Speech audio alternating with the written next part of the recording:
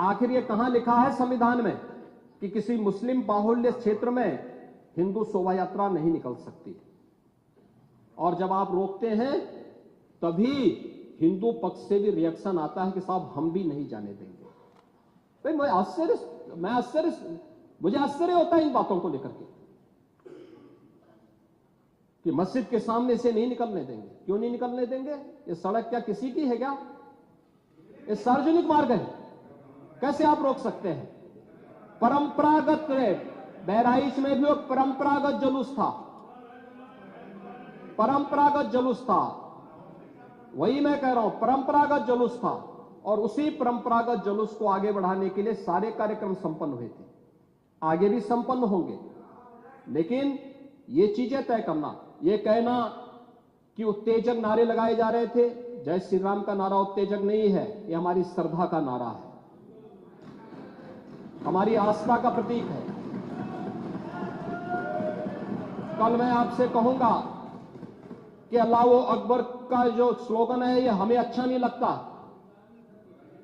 नहीं आपको हम रोकें तो क्या आपको अच्छा लगेगा? नहीं, आपको नहीं, मुझे मतलब होने की आवश्यकता ही नहीं, मुझे आवश्यकता ही नहीं इसकी, नहीं, मुझे इसकी आवश्यकता ही नहीं है, मुझे इसकी आवश्यकता ही नहीं, क्योंकि मेरी तो विरासत इतनी लंबी चौड़ी है, इतनी प्राचीन है कि मैं उस परंपरा को ही लेकर के चले जाऊं। मैं जय श्री राम का नारा, हर हर महादेव का नारा और राधे राधे, राधे राधे के संबोधन से ही अपना पूरा जीवन काट सकता हूं। मुझे किसी और स्लोगन की आवश्यकता ही नहीं है, मुझे कोई अन्य नारे की आवश्यकता ही नहीं है, कोई अन्य संबोधन की आवश्यकता नहीं। लेकिन मैं आपसे कहना चाहता हूं, कल कोई आपसे कहेगा, कोई हिंदू भी ये कहेगा कि साहब हमें भी परेशानी है, आप लोग मत बोलिए, क्या आपको अच्छा लगेगा?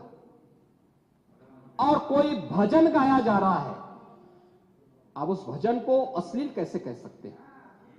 कैसे कह सकते हैं? कांवड़ यात्रा में क्या अश्लील गाने बजते हैं?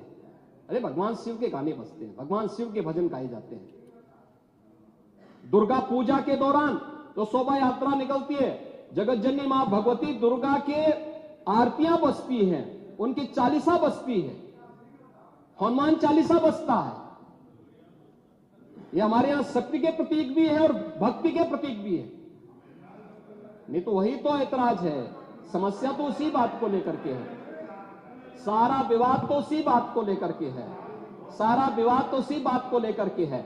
और मुझे लगता है आपने बाबरनामा पढ़ा होता तो आप मुझसे बहस करते ही नहीं, जिसमें स्वयं मीर बाकी के द्वारा हरिहर मंदिर तोड़ने का जिक्र किया गया है। क्या बात करते हैं आप?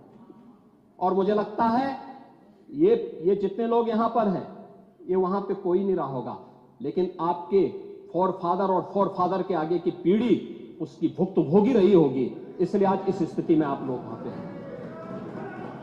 कुंदरकी में लोगों का एहसास हुआ है, एक दिन एहसास आपको भी होगा और जरूर होगा। और इसीलिए मैं आपसे कहना चाहूंगा कि ये सनातन की जीत है, जो कुंदरकी की जीत है, ये भारत की वास्तविक जीत है, ये भारत के संविधान की जीत है।